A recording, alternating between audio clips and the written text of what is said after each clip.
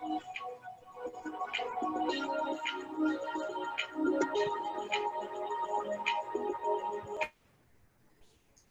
everyone, welcome to Women of MENA and Technology Austin's webinar.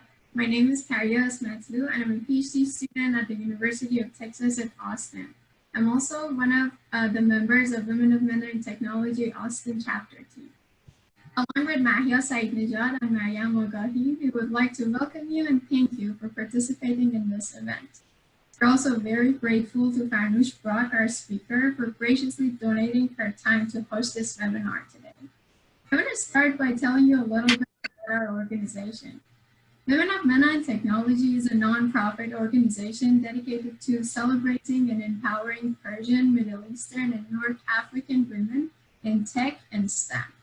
We believe when we all support, assist, and encourage women's achievements, incredible things can happen, and the ground is broken. Women of MENA and Tech started out as Persian Women in Tech as small meetups in California about 5 years ago. Over the years, we have expanded our focus and grown our community. We now have presence in 20 cities around the world and have more than 20,000 members. Please visit our website, womenofmenandtechnology.com, to learn more about our events, our membership program, and global annual conference happening in November. We're also active on all social media platforms. Women of MENA and Technology wouldn't be here without the support of female pioneers, team members, volunteers, and our male allies.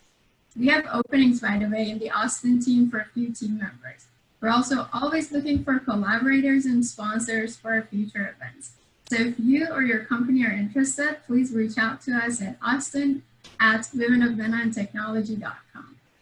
Also, if you're MENA Women in Tech in Austin, please send us a request to join our Facebook group, Women of MENA and Technology Austin, Texas chapter. Okay, enough about us. Let's get to know our awesome speaker. Farnoosh Brock is an electrical engineer by education and has spent 12 years at a Fortune 100 before becoming a coach, speaker, and author of 4 books.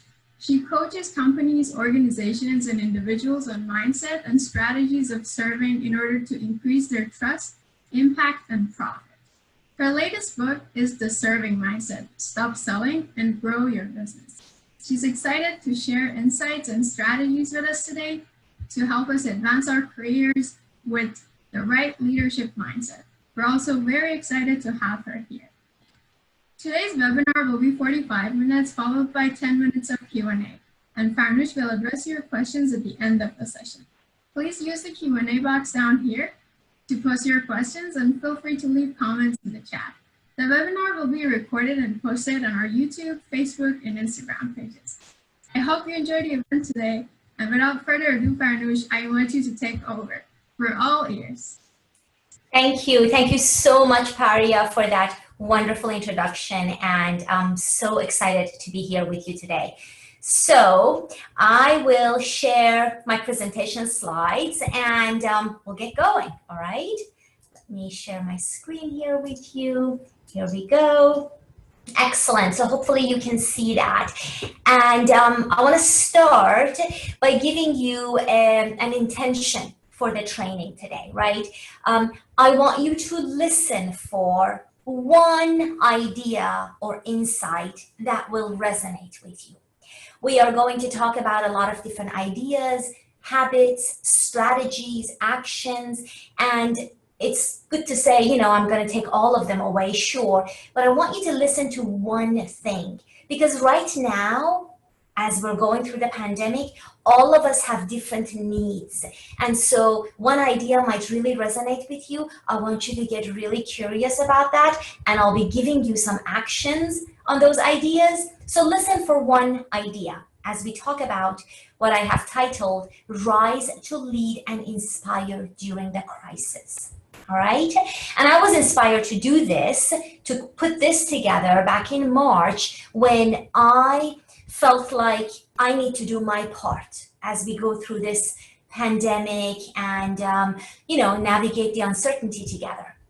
So I hope you listen for that idea, that single idea for you, and find it. So let's dive right in. Wait one second. All right. So the premise, the big idea is that we can, all of us, rise to lead and inspire. Okay, we do not need a title of leadership, although if you have a title like a manager, supervisor, director, vice president, great. All the more responsibility on you to lead and inspire right now. But if you don't have a title, if you are a student, if you are an engineer, if you just started your career, you can still lead and inspire others. And in fact, we're going to see how that in itself is not just the right thing to do right now, but it can help advance your career. And why should we even do this beyond those great reasons? Well, it is something that is in your full control. So every day that you wake up, you have a choice to be a victim of this awful circumstance we find ourselves in, and it's hard because it's a heavy situation. Or you can choose to be a leader and influencer for others. And it's a choice you make every day. And you'll find that when you make the choice to lead and inspire others, even if it's just one other person, you will feel better and you will have a bigger impact. So let's talk about this. Let's unpack this idea together.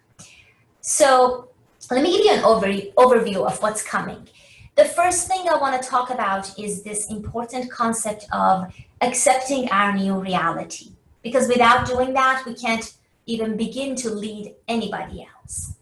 And then we're going to talk about the why behind this premise I just laid before you, leading and inspiring others, right? Why is it so important, and why am I calling it a duty? Okay, and then hopefully you're inspired enough to take action, and we're going to talk about an effective and unique approach that you can create for yourself to do the leading and inspiration. And I've highlighted the word your because the approach each of you take away is going to be different. Similar to that idea I asked you to listen for, certain ideas will resonate more with some of you and vice versa. So listen for what really inspires you, and that's the strategy you're going to take away to incorporate in your own leadership. All right? So let's dive right in and be thinking about questions as they come up. I will address all of them at the end. I don't have a hard stop. I can stay a few minutes beyond the top of the hour, but as they come to you, so that you don't forget them, feel free to put them in the window or where Paria instructed you to do. So we have those to address at the end. Okay, so let's talk about the first and foremost, okay? Accepting our new reality. And some days I have different names for it, but it is what it is, right? Our world has changed, no matter where you are, since March 2020. And for some of us, it's really, really hard to accept this, even now. Even though we are months into it, I even thought about removing this section of my presentation, but then I realized even though we are in July, some of us are still struggling with accepting it. So I'm going to define what it means to accept the reality. It doesn't mean we like it, okay? It doesn't mean that you don't miss the way things were. It doesn't mean any of that. Accepting means you find a sense of peace in yourself, so you are not constantly wishing things were different and fighting the current normal, new normal, if you will. Okay, why is that important? Because every day we wake up with a finite amount of time and energy. If you don't have this inner peace and you're constantly fighting and worried and frustrated about the way things are, however your own life is impacted, you are wasting that precious finite energy. And it doesn't serve you, and it doesn't serve the other people you're going to lead and inspire. So it's really important that we find some sense of peace and calm in ourselves that allows us to function. And I actually like to ask here, and you can put an answer in the chat window and my wonderful organizers will look, but ask yourself, on a scale of 1 to 10 right now, if 1 is totally denying the whole situation and 10 is being in a really calm place every day, where might you be on that scale? I know that I'm an 8 at most. I may not be a 9 or 10 at all. But ask yourself where you are, and I'm seeing some answers pop up, which is great. So let me take a quick peek because I'd like to interact with you. Okay, we have a 7, we have an 8, great. So you have done the work to arrive at some level of peace. Good. Now, I do have some tools if we need more help to get there, okay? And the whole reason we talk about this first is because before we lead others, we have to lead ourselves. That's the self-leadership part of the work. We have to be a good role model, a good example. So let me share with you 3 micro habits, I call them, that can help you arrive at that place of acceptance even more. The first one is around reframing your inner thoughts, okay? Your inner thoughts are, your worries, your anxieties, and your happy thoughts. Now, it's really important that we have some control over our thoughts. We're never going to have full control, okay? But the idea here is to redirect those thoughts with the tool of journaling. And this is a very specific journaling. You've no doubt heard of journaling, right? Now, there is usually this free flow of consciousness journaling. You just write whatever comes to mind, which is wonderful. This particular journaling is with a prompt. A prompt is a specific question that you answer as you journal. And the whole purpose here is to ask the right question. The quality of the questions that you ask yourself can help you with the quality of life that you create. So we want to ask the right questions. So I have 2 very specific questions that you can ask and journal on that can help you with this new reality. And those are, how can I grow from this situation, right? The natural question that might come to mind is, how can I get through this? How can I get through this? I even say it some days. How can we get through this? But a better question you can ask yourself is, okay, how can I grow through this? Maybe this is exactly the challenge you needed to be pushed out of your comfort zone, to take on a new challenge, to go in a certain direction in your career, right? We're not saying this is all wonderful. We're saying, how can we grow from it now that it has happened? A second question I have for you is, okay, what is this situation showing me about myself? My fears, my anxieties, my worries. I even learned about myself in that when everybody was rushing out to get toilet paper, at least in the US, I was worried about starving. So the first few weeks of the pandemic, my fridge was so full. It has never been this full. And I was like, wow, I didn't know that about myself. The more you learn about your own anxieties and worries, the more self-informed you are and the better decisions you make in life. So this is a fun question to answer, putting fun in a little bit of a context here. But these are questions that you can journal on. And I personally like physical journals. So for instance, I gathered up some of my journals. Look, there are journals like this spread out all over my house because I love to write, but you can also do this online. But this is one of the 3 tools, one of the 3 micro habits that I want to share with you to help you find more of that peace on a daily basis. You may even need to do this once or twice, and then you'll be done. All right? Now, let's go to the second one, trading anxiety for calm. And I don't care who you are. If you say you have 0 anxiety, I don't believe you, okay? All of us have some anxiety from time to time. And sometimes that gets to be too much. So another tool, another micro habit I want to give you is something called positive affirmations, right? You may have heard of it. The positive affirmations are a positive statement, present tense, that we repeat that affirms the kind of reality we want to create. Now, before you give up on me here, let me tell you, as an engineer, I had a really hard time accepting this as effective.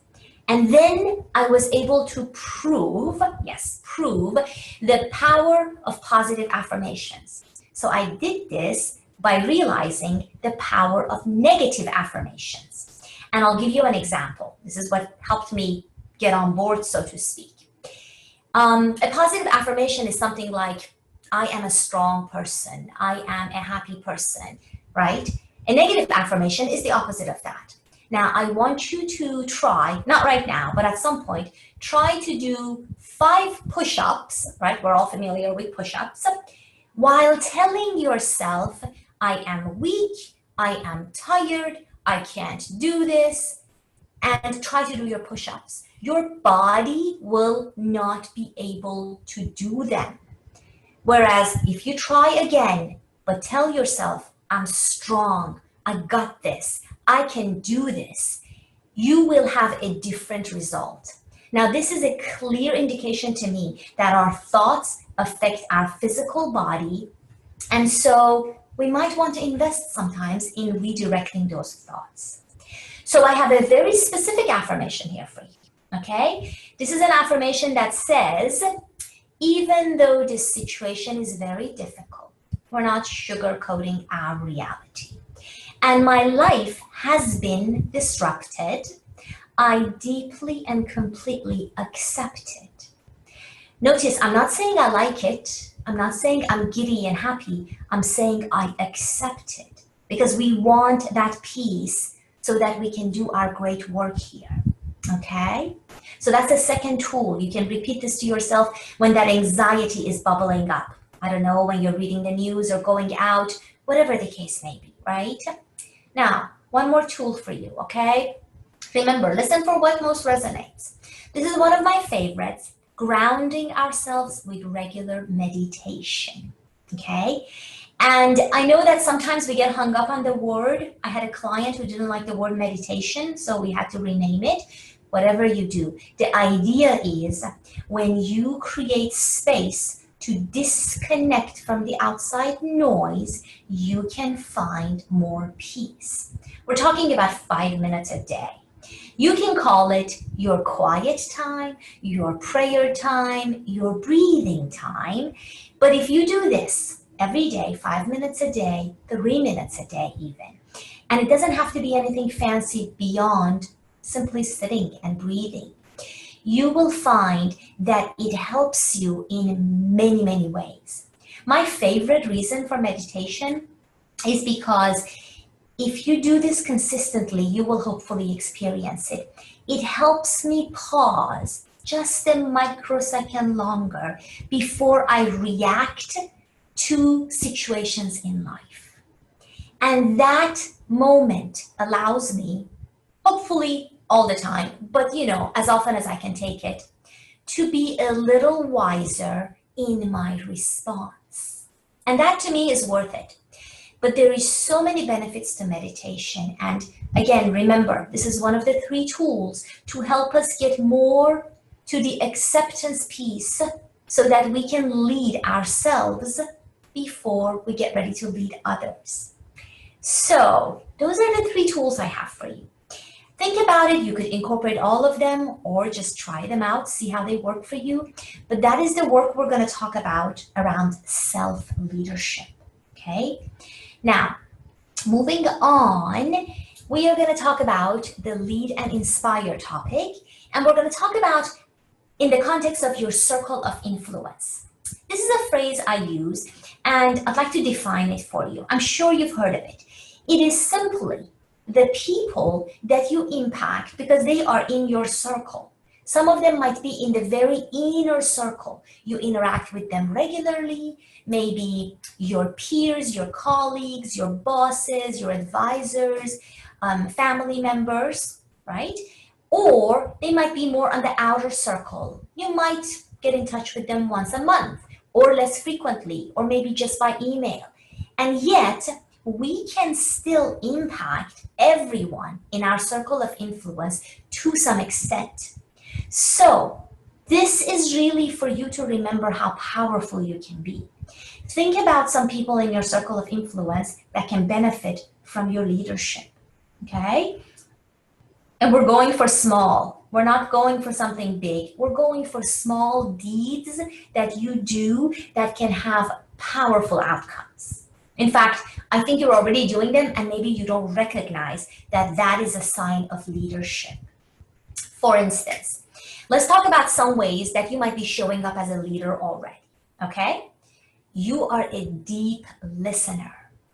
When somebody comes to you, you create what I call a safe container so that they can empty, they can feel safe to tell you their worries, their anxieties, their negative thoughts, what have you. And you don't even have to advise them. You are just there to listen. That's leadership. If you're doing that, you're a leader. You might be offering a calm and quiet voice and just a few reassuring words. This is not giving a lecture. It's simply saying a few things that they need to hear at that time, and you can't even measure the impact. It goes a long way. You might be doing this automatically and not thinking about it, but I want you to really think about the importance of that right now, when so many people may need to hear that, right? You want to take that on as a leader if you're not doing that. Another way you might already be showing up as a leader is you bring strength and poise to your interactions. Now, this is more likely to do if we are at least on video, right? But you could probably do it on the phone too. It's the strength and poise we bring in our posture, even our voice, our facial features, our gestures, is simply being there in a way that helps people see you as a strong pillar of confidence, okay? And you might be doing this and not recognizing it. That's leadership. That's helpful right now. Another one that's really relevant to the time we're experiencing right now, something my husband did for me the first few weeks of the pandemic, and I really needed it. So imagine this spectrum, right? Here is fact and logic, and here is fear and paranoia, right?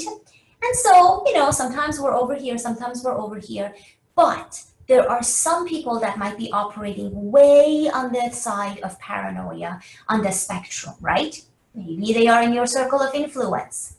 Now, even though it's warranted that there be a certain level of uncertainty and anxiety, it doesn't help anyone, and we know this intellectually, to be constantly in a paranoid state. So what you can do as a leader is bring a little bit of balanced perspective to conversations. So for instance, I was going to my husband the first few weeks of the pandemic saying, oh my God, everything's ruined, everything's over, those extreme absolutes.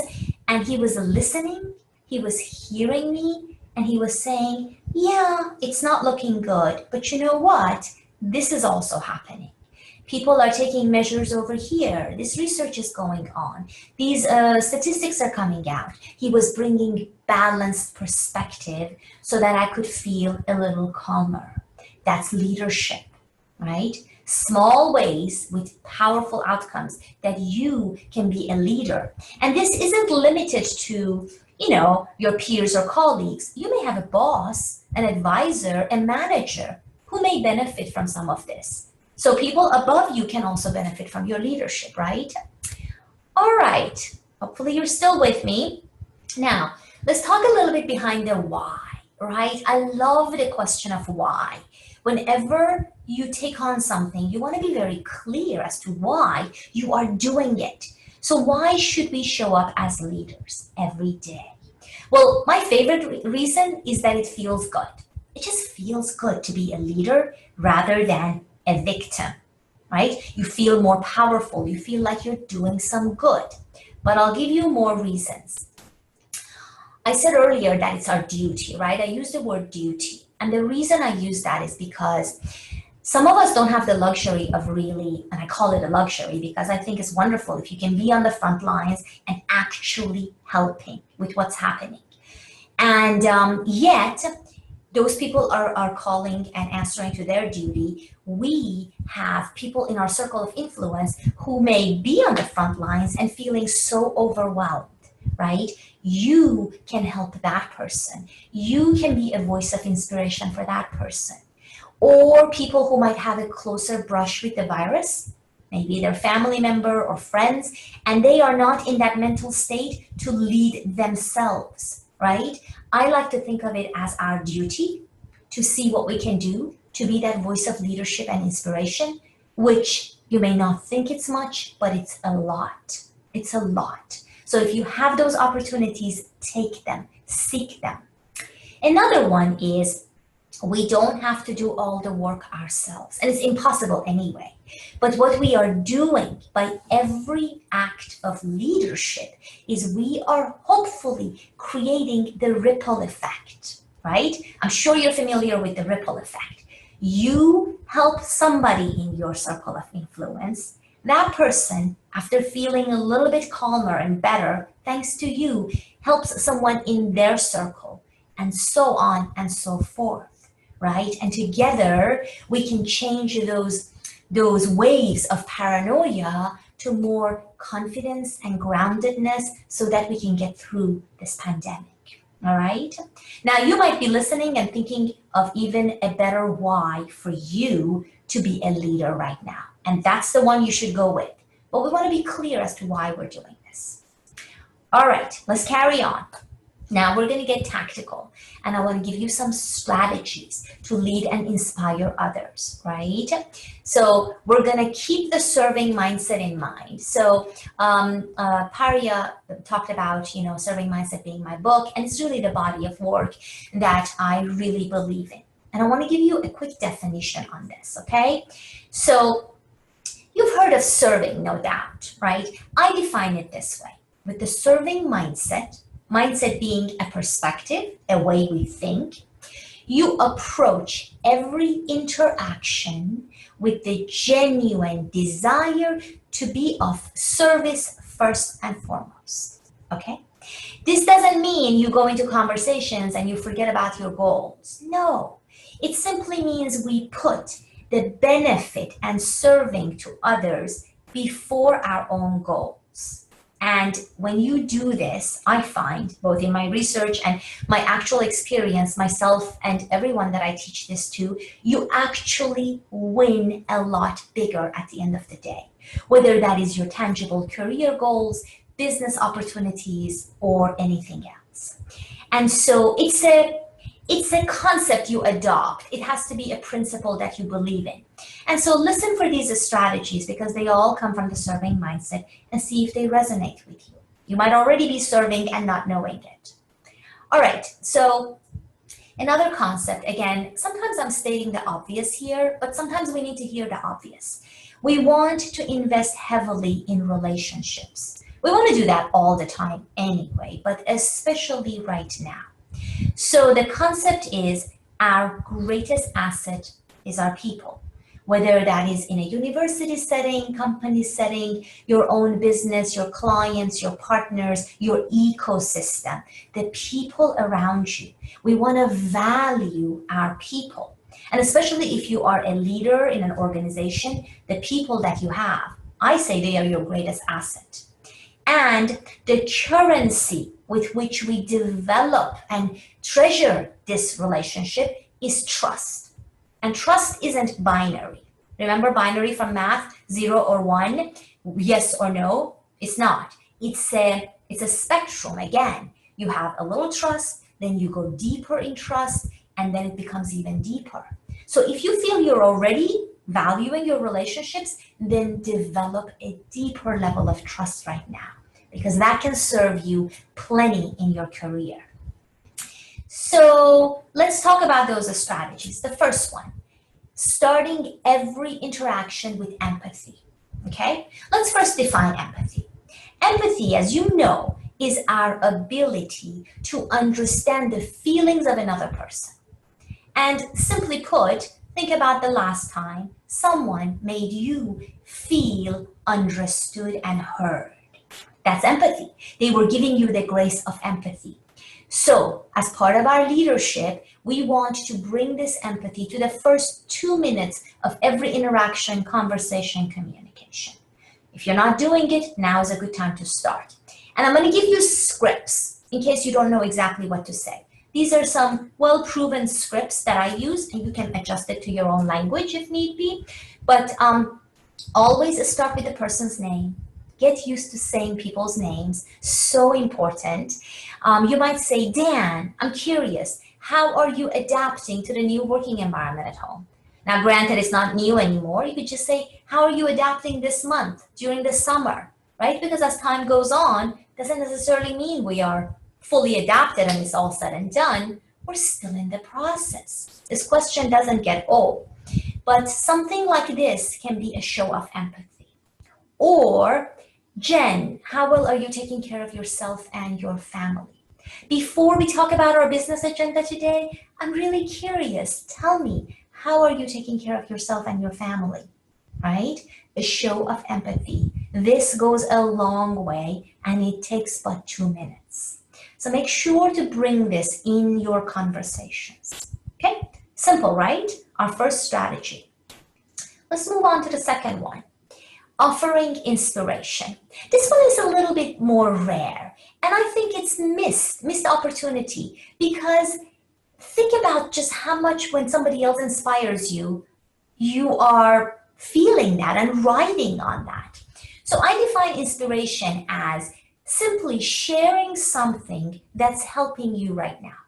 I mean, we have all figured out all kinds of tactics and tricks by now on how to be productive and virtual and communicate, and whatever you have discovered may be news to me, just because it makes common sense to you. I mean, my husband walks around saying things and I'm like, I'm not doing that. Why didn't you tell me I should do that, right? So that could be a source of inspiration. So what might you say to somebody in your circle of influence to inspire them?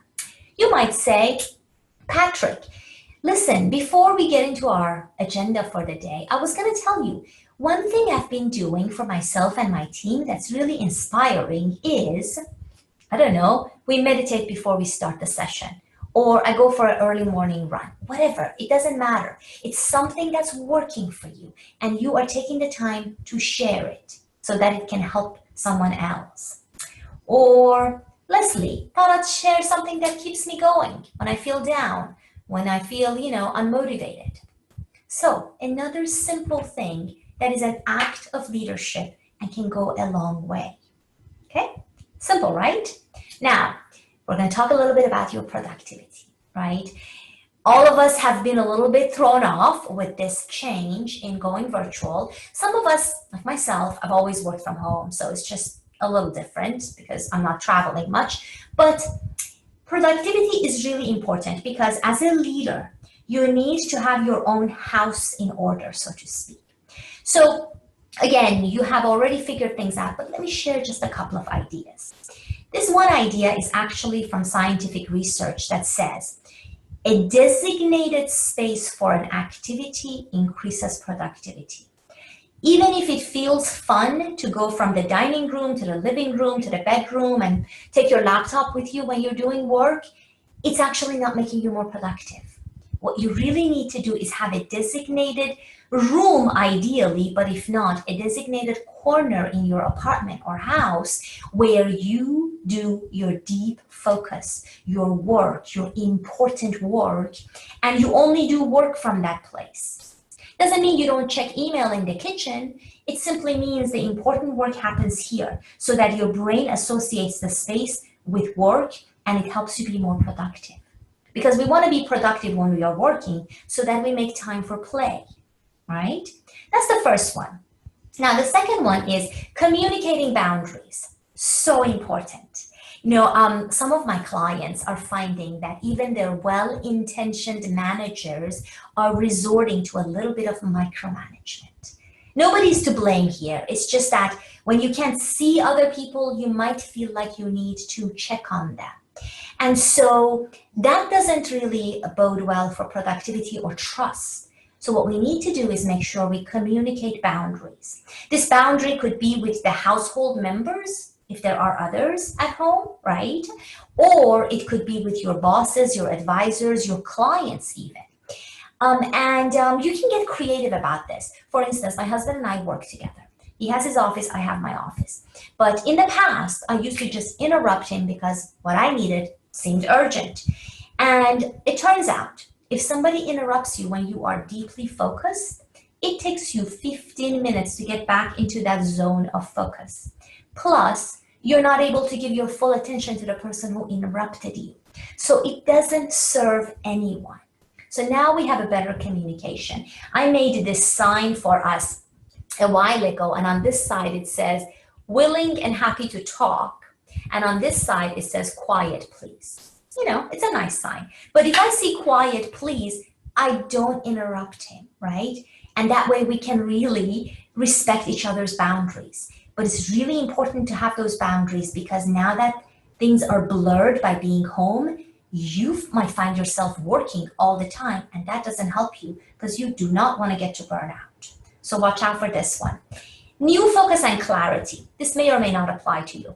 I added this when I gave the training to the US Air Force because those poor guys and gals, their missions were canceled for the year and they were unfocused. So we had to get creative to help them what to do with their energy and time so that they can find their new focus. Because if you don't have focus, you can't be productive, right? So in case you find yourself a little derailed from your path, given our situation, first get clarity on what you need to focus on, right? And by the way, remember, everything here, you can ask me more questions in the Q&A. So we're going to continue. I'm going to do a quick time check. We're good. Okay, now, strategy to raise the bar on your goals, okay? This is one of my favorite ways to help people achieve their goals. In fact, I use it myself too, and you've probably heard of it. It is called finding an accountability partner, all right? So it turns out we can let ourselves down pretty easily. However, if you have another human being holding you accountable to something you said you were gonna do, it's really hard for you to let that person down. So it's really effective if you have a shared goal. Actually, it can work two ways. Let's say you have a shared goal. For instance, both of you want to complete your courses during the summer because now you have some more time with the pandemic. So you hold each other accountable, you and your partner. You have regular check-ins, as simple as a text message. Did you do it, Paria? Yes, I did it. Mahia, did you do it? Yes. I'm using my friend's name here. But that's it. And then you continue. Or you could have two separate goals, but your accountability partner is holding you accountable for your goal, and you are holding them accountable for theirs. So having an accountability partner is powerful, especially now that we might feel a little unmotivated. So if something is really important to you, we still have what, 6.5 months left in the year? Let's use them. It's so easy to give to that unmotivated feeling, resist it. Let's make the best of this time and be creative as to what you can accomplish. Find yourself an accountability partner, and you're part of this amazing community, so a great place to start, right? All right, I saved the least favorable topic for last, but it's a crucial topic: mastering crucial conversations. Okay, none of us like to have these conversations. Let me define them for you first. These conversations are where difficult decisions are being communicated. As a result, the stakes are high and the emotions run high, okay? So naturally, we try to avoid them, but sometimes you have to have these conversations. Now, this may or may not apply to a lot of you. You might be the recipient of a crucial conversation. Maybe somebody is coming to you with a difficult decision. But as a leader, sooner or later, I want to encourage you to learn this skill. It's powerful, and it can help you create the outcomes you want, even in difficult situations. Okay, and I've broken this down into a number of steps. The first step. So here, I'm going to introduce a topic just on the surface. This is a powerful training I've done. It's called DISC. And it is the concept of adapting our style of communication so that we can relate and connect more powerfully to the person we're communicating with. It has nothing to do with personality. It's more about our style, our tendencies. There's 5 main categories it falls on. The first one is pace of speech, okay? I want you to think about your pace of speech. Do you speak rapidly, or are you more measured and more methodical, and you have more silence in your talk? That's the first place we disconnect with someone of a different rate. The idea is you slow down if you're talking to someone who's slower than you, or vice versa. So it's something to keep in mind, okay? The second one, the focus on people versus tasks, okay?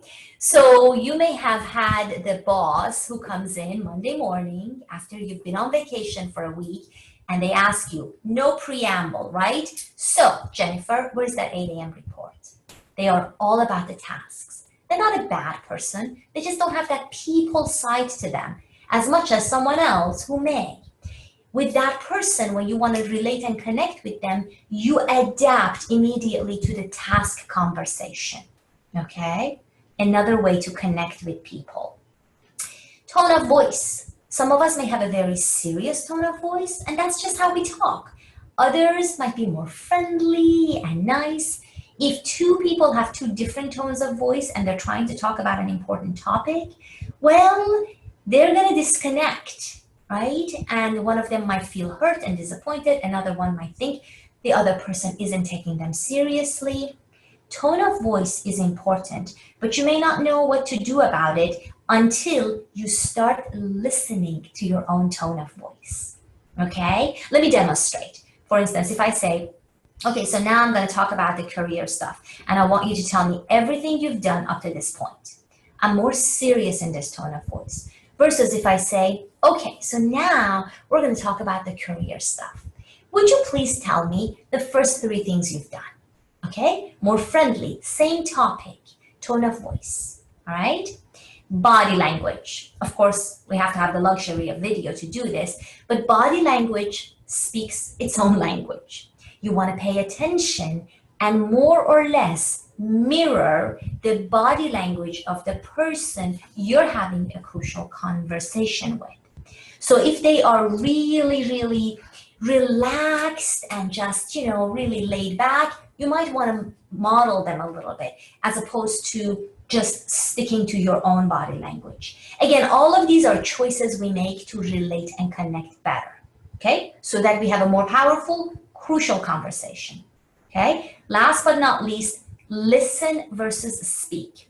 Now, I know we've all been trained to listen, listen, listen. However, with this, you learn there are some people who like to dominate the conversation. If you're having a crucial conversation with this person, you want to give them more airtime, therefore you do listen more. Whereas others who might feel awkward to fill the silence, who might not be as big a talker, you need to nurture that and maybe do more of the talking in order to stay related and connected to them. Right. So this is just an overview of a much bigger training that I do, but I felt it was crucial to throw it in here because it's so much awareness that can change the conversation without even, changing much yet. It's a step 1, right? All right. So hopefully I don't need to check our chat messages right now. I haven't checked in a few minutes, but let me continue to step 2. Okay. Delivering the news bravely. And if you're on the recipient side, then accepting the news that's coming for you, right? Bracing for it. So we want to use clear language, no ambiguity, and respect the individual we're talking with in this crucial conversation. And delivering the news bravely and quickly is one thing we need to do. So you might, and I have a language for you. You might, as a manager, for instance, say, Carrie, I am so sorry to give you this difficult news. The empathy part. It was hard to arrive at this decision. I want you to know that we need to remove your shift for the time being to allow for the new changes to roll out. It will look like this. That's the news.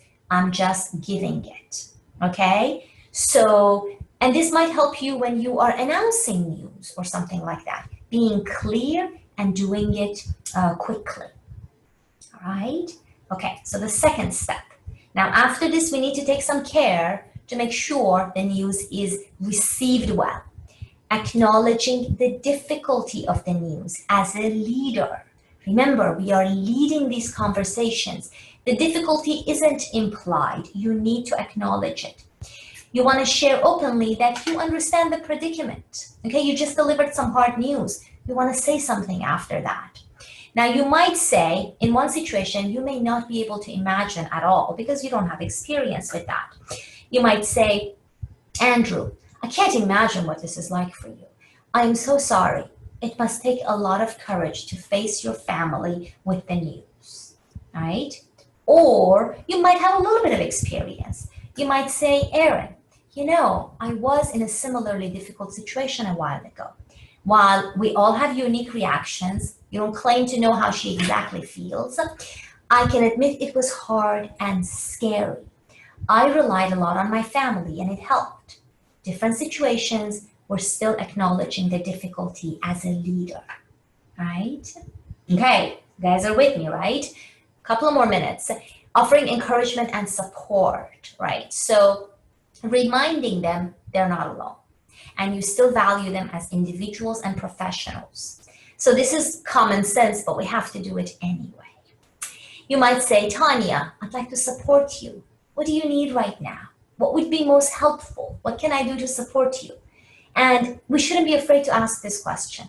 Sometimes leaders are afraid because they don't know what Tanya might say. Well, we can't be afraid. As leaders, we need to offer support. And often you might be surprised how little people ask for in terms of support, but it means a lot to them. Okay, important step here. All right, and step number 5. This is my favorite, and it doesn't have to be crucial conversations alone. You need to come to agreements on next steps. If you ever use the word expectations, you want to remove that from your language. I know that's a little bit of a argument back and forth I have with some people, but expectations aren't powerful language. Like, these are my expectations. I expect this from you. Instead, come to mutual agreements. So this is what it might sound like. So Monica, based on this conversation, I understand you and I are in mutual agreement to do blank, and then you lay it out. Are we good on that, or do you have any concerns? Research shows, and my experience agrees with that when you do this, you go a lot further with whatever you're talking about, and people come through on those agreements, right? All right, so a quick summary of those steps I just shared with you in mastering crucial conversations. Just so you have a visual on that, even if you take away one of these steps, I'm willing to bet is going to increase the quality of the conversations you have. Right. So I have an example here that I hope we have time to cover. Just going to check my text messages here or chat messages. Okay, excellent. I'm getting questions. I'm going to answer all of those. And let me just keep going to cover this example for you. So let's say you're negotiating toward a career goal, whether that is an interview, a conversation with a boss or advisor. This applies anytime. However, especially during the pandemic, here are some steps to a framework I want to give you, all right? So first of all, you want to have situation empathy. What does that mean? That means if you know, for instance, that the company is going through a really hard time, they are changing their position in the marketplace, they have had a hiring freeze and they're just now opening the hiring, or your boss is having a hard time, you want to remember the empathy piece. Talk about the empathy. You know, Janet, I really understand that we are going through a really hard time right now. So I appreciate you making time to have a career conversation with me, okay? So as a leader, we want to start with that situation empathy to establish that trust, okay? And you can even do this if you're in an interview with a complete stranger, Okay, you know, I'm sorry that your company is going through a hard time. I was reading about it. I'm so grateful for the opportunity to see whether I might be a good candidate for your company. Okay, the empathy piece comes first. Then you might want to reassert common goals. Okay, you may not think of it. You may think you're in a situation and you're trying to get something. No, no, no. You are trying to help both parties achieve something that serves them. Remember the serving mindset. So, what are common goals for your boss promoting you? There may not be much, right? But I want you to think about that. You getting promoted gives the company an opportunity to allow you to have more visibility, more contribution, more impact. So you want to reiterate common goals. It might sound like this. So Monica, I understand that we're talking about a possible promotion here for me. And I just want to share how excited I am that if I were to get promoted, we can both contribute to this project. I can bring a higher level of contribution, and I am so looking forward to playing that role. Okay, I just put the whole thing in the frame of common goals, right? Let's explore whether I'm a good fit. And then you continue, okay? Again, acts of leadership. Serving versus your agenda. This is a mindset thing. Before you go into an interview or a crucial conversation where you want to ask for something, think about dropping your agenda, okay? Your agenda is the thing you want. I want you to just drop it for a minute and think about how you can serve. How can you serve this company that might hire you? How can you serve a boss that could promote you or an advisor that might help you write a paper? Okay, and answer that question and let that drive you. Let that be your intention. Okay, and reasonable flexibility. So we might have to exercise reasonable flexibility. For instance, right now, I have chosen to have reasonable flexibility with my client onboarding. Okay, I am choosing to be more flexible because people are going through a little bit of a challenge. So I am happy to do that. You might have to be flexible with your timeline, with your salary, with the way the payout would work, with the way the working arrangement might come to be.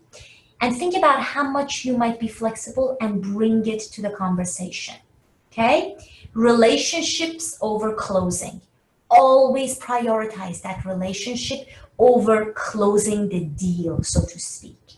So trust that the relationship will carry out and it will lead to the right place. Be professional, follow through, be compassionate, be somebody that you are proud of being in that situation, even if it doesn't work out in your favor, right?